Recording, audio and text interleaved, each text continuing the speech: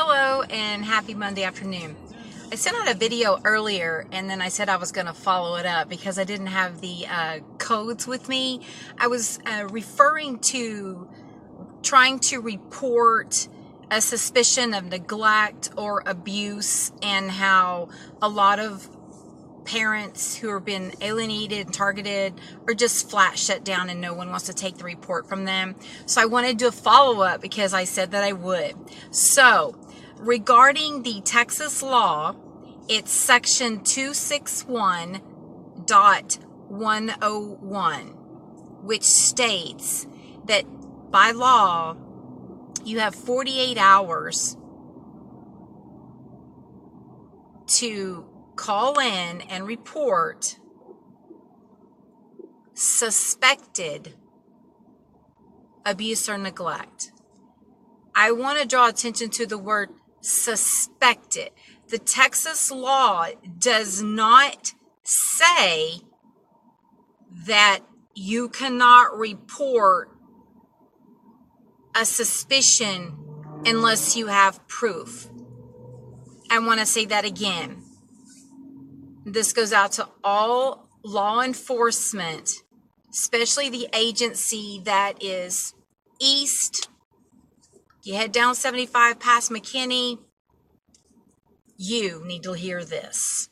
You are the ones that are telling people no. Like my friend that has a long list of all the no's she's received from you. The Texas state law, I encourage you to go get a copy of the book so you can read it, so you can learn the law, because you are law enforcement, are you not? And yes, this is coming across pretty flippant because I'm very frustrated for my friend and for myself and people that are in the same boat that I'm in. It's a metaphor. Don't twist this. This is not about you. Obviously, I'm not sitting in a boat. I'm in a vehicle. Section 261.101 succinctly states that one has 48 hours to report neglect or abuse that is suspected. Okay, let's go a little bit further, shall we? Section in the family code, Texas state law, section 261-109, it addresses the failure to report suspected abuse or neglect. Really? Okay. So I'm about to turn in a report. It's a big one myself. Not going to dive into it. However, I'm going to address this because there needs to be a remedy. There needs to be a solution for these agencies that are rude, disrespectful, intimidating, combative. When someone is trying to report that they suspect something is wrong. My friend, who's really close to me, has told me most recently, it was in May, when she tried to get a welfare check on her son. She was concerned for his safety, which could lead to abuse. When she called in, she was told no, that they were not going to do a welfare check because she didn't have proof. This state law does not dictate that you have to have proof. It uses the word suspected, that you suspect it. It doesn't say that you have to have concrete proof to call in and report. However, if you take the law somewhere in between the law that's been written and we travel to a sheriff or a deputy's ear and try to get into their brain, somewhere in their processing, they interpreted the law where it says suspected. They changed that word suspected in their brain to mean hard concrete proof in their brain. So is the sheriff's department operating on a different state law than the rest of us? I don't think so. So what has happened from the law that says suspected? We travel. I'm speaking metaphorically. Just roll with it. Please don't twist it. Don't make this about you. It's not about you. It's about the children.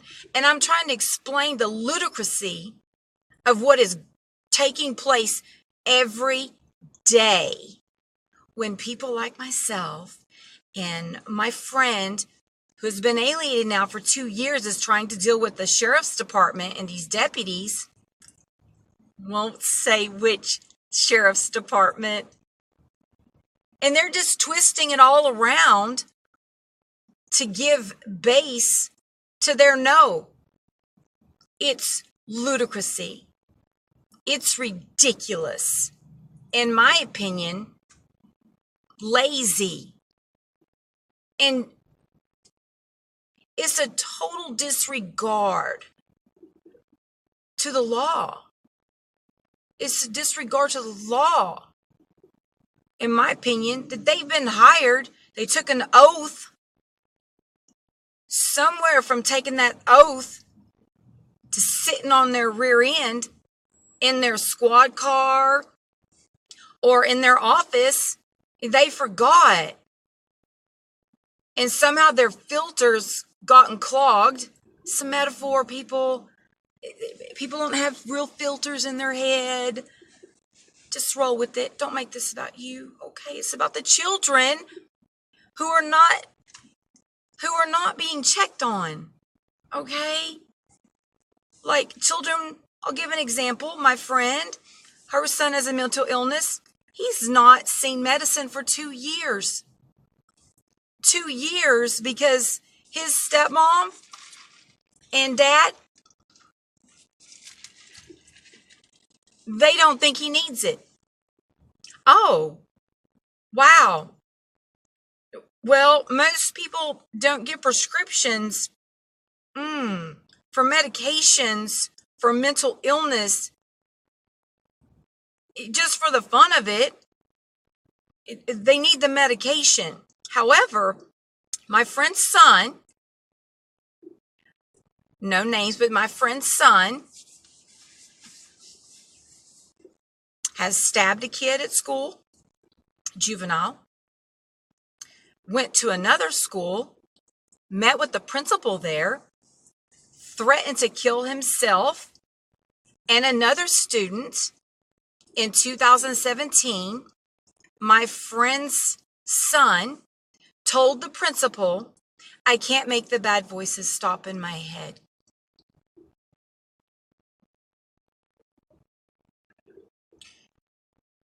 Okay. One of the signs of neglect, and you can Google this if you don't believe me, but my friend has shared this with me because she's learned so much from hitting so much resistance from a certain sheriff's department. One of the signs of neglect is when someone sees bruises and whatnot and the child changes the story numerous times. Another sign of neglect is when a child wants to kill themselves. When a child no longer wants to live. That is one of the signs of neglect. Did I not just state that it is a law that within 48 hours that is to be reported if it is suspected that you think there is abuse or neglect? Now, Do you not think a principal has had training on what to look for? I'm going to have to say yes, and I do not feel that that assumption is unwarranted. I'm going to say that principals probably go through a strenuous training program. I do not know, and maybe they don't. Maybe they just say, I want to be a principal, and someone says, okay, there's the desk. I don't know. I'm not a principal, so I don't know. I would hope that a principal would have to go through some strenuous training, being given the fact that they are over schools and children and teachers. And I would also think that a principal would want to report something that's been suspected. But I want to share with you, this is fact. I cannot give where or any names, but my friend has shown me the emails that her son went to a psych hospital and that the principal refused to contact CPS and make a report about possible abuse or neglect. Interesting. Does anyone out there find that interesting? I find that interesting, but my friend especially doesn't understand. I want to tell you another instance where she shared with me that a counselor saw cuts on her son from elbow to wrist cuts. It looked as if someone, she described it, took a knife and just sliced him. She's not sure if they were self-inflicted. She said they were fresh. They were like really red. She said that in the counseling session, the counselor saw them, and she said that her son changed his story 3 times as to what happened. I want to reiterate, one of the signs of neglect is when there are obvious bruises or cuts, injuries to a child, juvenile, and the child or juvenile keeps changing the story as to what happened. That is a sign that something is wrong. In this instance, because she was in the session when she witnessed her son tell 3 different versions of what happened, all 3 were crazy because those injuries couldn't have happened with what she shared, what he said happened. But the counselor, she showed me the email. The counselor refused to do a report with CPS. She took it to that counselor's supervisor. She showed me the email where the supervisor emailed her and said, per the guardian ad litem, we are not going to fill out a report. My friend shared with me her thoughts. You mean the guardian ad litem that was appointed by the courts to look out for the best interest of my child does not think that it's necessary to report cuts that are fresh from his elbow to his wrist on both arms? Does anyone out there find that a little odd? I find it very odd because as a counselor, his responsibility goes even further than, I'm going to say, the GP, the general public. But he had a responsibility to her son to look out for his best interest. I'm going to have to make another video. I don't know the code. However, If you see something, you are supposed to say something. She is dealing with that on another level. I won't dive in. However, when things come forward, that counselor and that supervisor are going to be held accountable for not doing their job. They are not going to be able to blame another individual for their negligence in regarding her son and not looking out for his best interest, when by state law, Texas law, section 261.101, I believe it's in the family code. I could be wrong on that, but it's Texas state law. 261.101 states you are to report within 48 hours abuse or neglect that is suspected, not proven, suspected. I just want to share one more thing that my friend shared with me, and then I'll end. My friend is alienated from her son for 2 years. There's no court order for any of this other than she filed a report against her ex-husband for threatening to kill her and torture her in front of their son. Her ex has been vindictive and has kept their son out of jurisdiction, no contact without a court order, and has continued to threaten to kill her, and et cetera, et cetera. She can't get anywhere with the system. I'm not going to dive all in because it's a lot of juicy tidbits. But I want to share this with you, something that she shared with me that just broke my heart. She was scheduled to see her son unsupervised in 2016 for Thanksgiving. However, she found some really horrid pictures of her son's back that he had sent to someone on his messenger because she had his phone. Okay. By state law, she was to report any suspected abuse or neglect. And her attorney even told her to report it. In 2016, the guardian ad litem, she showed me the email. The guardian ad litem sent her an email, and it said, "You blew any chance you had of a relationship with your son." And I got to see the email. The guardian ad litem said these words to her: "Because you spun out of control and called CPS with false allegations."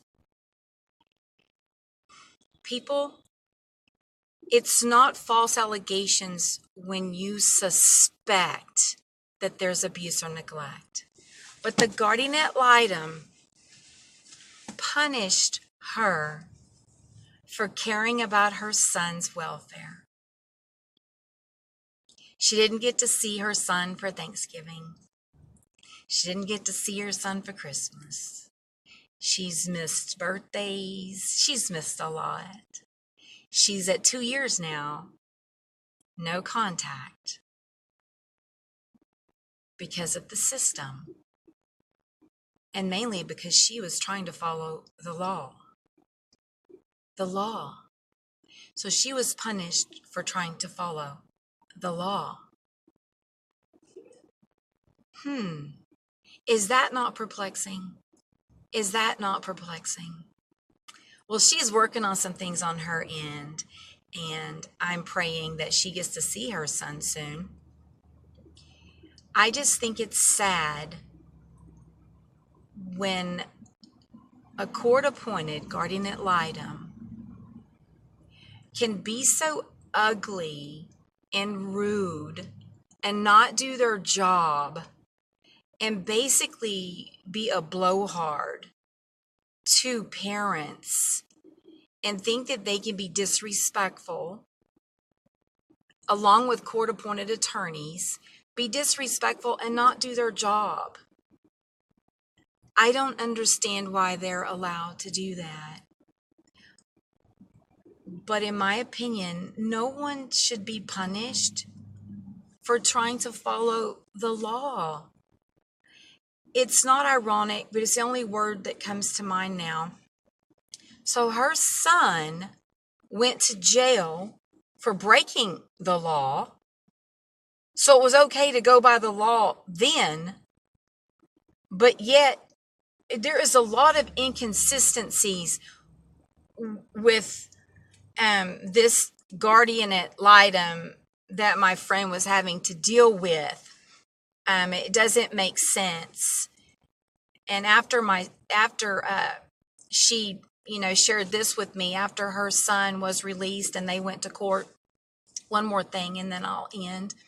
She said that her son was on probation and her son was not supposed to be around guns, firearms, alcohol. There was a long list of things. However, the guardian ad litem in front of her felt it was more important to make a big deal about letting her son go hunting with guns when her son was on probation for stabbing someone. The guardian ad litem didn't care about the fact that the mom had been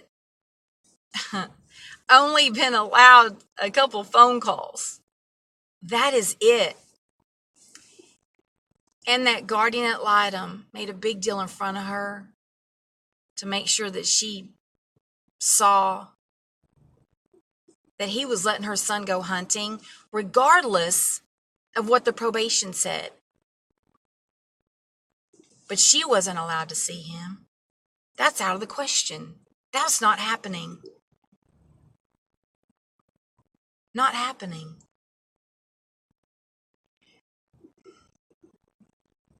What my friend dealt with from this guardian ad litem, police officers, law enforcement, it's just wrong that some of these individuals in these roles of power abuse their power. And it's wrong. But the laws are for everyone. And it's all going to be addressed real soon. Real soon. But it's a shame that so many people are preventing people from trying to follow the law. Section 261.101. 48 hours is what you are allocated to report suspected abuse or neglect. Suspected. Then there's penalties for those that don't. And I'm looking forward to my friend proving that all up. I'm anxious to see what happens with those individuals that let her son down. I hope that none of you experience any of this, and I hope that if any of you are hurting because you are being the targeted parent or the alienated parent, I am truly sorry because I know it hurts. I'm going through it with my friend, and I know it hurts. Just know that God loves you, and moment by moment, just take it moment by moment. You got this. God knows the truth. God knows the truth. Peace.